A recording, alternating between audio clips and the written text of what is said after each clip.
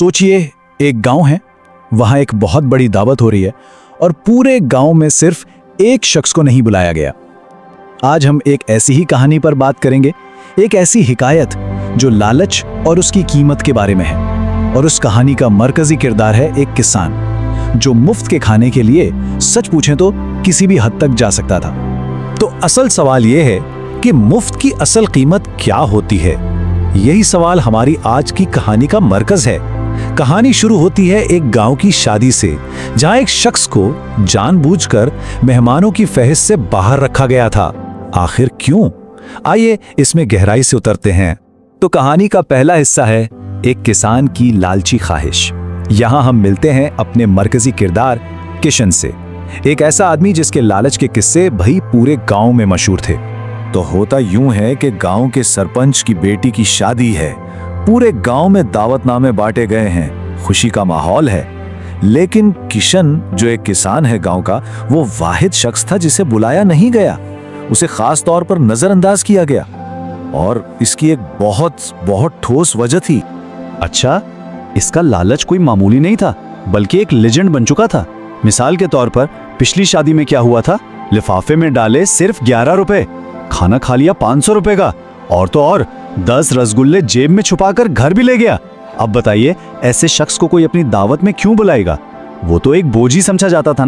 तो कुशन बेचारा अपनी छत पर बैठा है और शादी से आती खानों की खुशबुओं से सता रही हैं। वो मुफ्त के खाने के लिए तड़प रहा है, खास तौर पर रबड़ी के लिए। उसकी जान रबड़ी में अटकी हुई है। और ठीक उसी वक्त जब वो इस ख्वाहिश में जल रहा था, गांव का एक शरीर और चालाक आदमी अढ़िया वहां पहुंच जाता है और उसके पास एक बज़ाहिर जादुई हल था। तो अब आता है कहानी का दूसरा हिस्सा, अजीबो-गरीब गायब होने वाला तेल। यहां से कहानी एक बहुत ही अजीब और सच कहूं तो मजाहिया मोड़ लेती है। एक ऐसा वादा किया जाता है जो सच लग ही नहीं सकता। क्या ये वाकई कोई जादू था?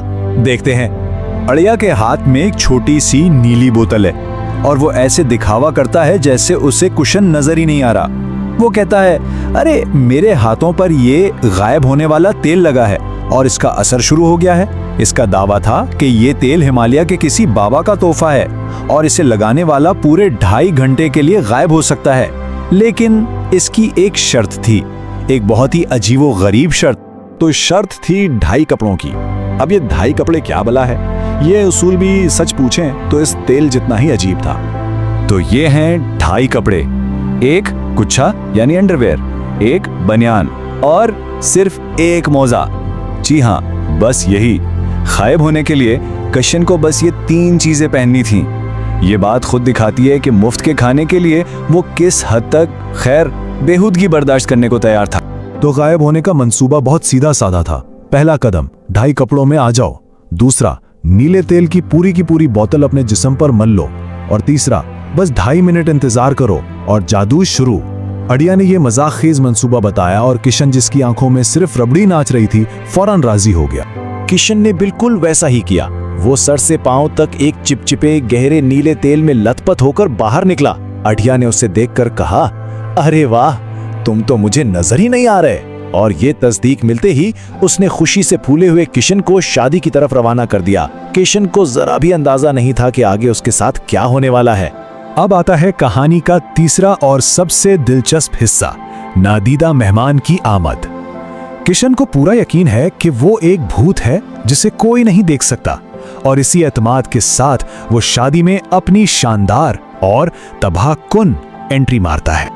जरा तसव्वुर करें इस मंजर का। एक भारी भरकम आदमी जिसने सिर्फ एक दागदार बुनियान, धारीदार कुच्छा और एक पैर में मोजा पहना हुआ है और वो सर से पांव तक नीला रंगा हुआ है, बिल्कुल जैसे अवतार फिल्म का कोई सस्ता निकली किरदार हो। जैसे ही वो अंदर दाखिल हुआ, पूरी तकरीब में एकदम सन्नाटा छा गया।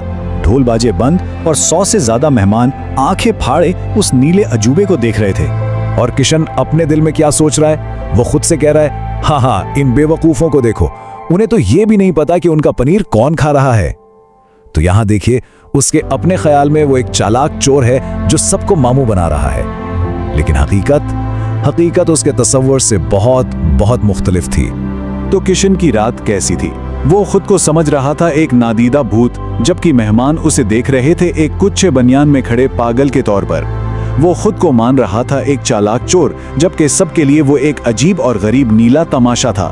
उसके ख्याल में वो पार्टी का सबसे होशियार आदमी था, जबकि हकीकत में वो एक अवामी रुसवाई का सबब बन चुका था। उसका वहम मुकम्मल था, जबकि वो सबकी वहशत भरी नजरों का मरकज बना हुआ था। तो अब वक्त आ गया है बिन बुलाए मेहमान से तमाशा बनने का। इसका ये सारा भ्रम अब टूटने वाला था, वो भी सबसे ज्यादा जिल्लत आमेज तरीके से। और फिर सरपंच की नजर उस पर पड़ती है। वो उसे फौरन पहचान लेता है और चीखता है, अरे ये कोई भूत वूत नहीं है, ये तो अपना कंजूस कुशन है, और इसने मेरी भैंस को नहलाने वाला नील क्यों अपने ऊपर मल लिया है। बस इन अल्फाज के साथ ही कुशन की दुनिया उलट गई। हुजूम उस पर टूट पड़ा। हर तरफ से चोर चोर की आवाजें आने लगी। और फिर उस लालची किसान का जवाल चंद मिनटों में ही हो गया। रात 9:30 बजे सरपंच ने सबके सामने इसे पहचान लिया। 1 मिनट बाद 9:31 पर हुजूम ने उस पर चोर होने का इल्जाम लगा दिया। फिर अगले ही मिनट वो अपने अकलौते मूजे पर फिसला और सीधा रायते के एक बड़े से ड्रम में जा गिरा। और आखिरकार 9:33 पर गांव के कुत्तों ने उसे भगा दिया। अब वो सिर्फ नीला नहीं था, बल्कि नीले तेल और सफेद रायते में लथपथ था। तो अब आते हैं आखिरी हिस्से पर, लालच की असल कीमत। आखिर ये इतना बड़ा और सच कहें तो जालिमाना मजाक किया क्यों गया था? इस सब के पीछे की असल सच्चाई क्या थी? सिर्फ 250 रुपए। जी हाँ, बस इतनी सी रकम थी। ये वो इनाम था जो आडिया ने जीता था। किशन की इतनी बड़ी आवामी तजलील सिर्फ एक छोटी सी शर्त का नतीजा थी जो आडिया ने अपने दोस्तों से लगाई थी।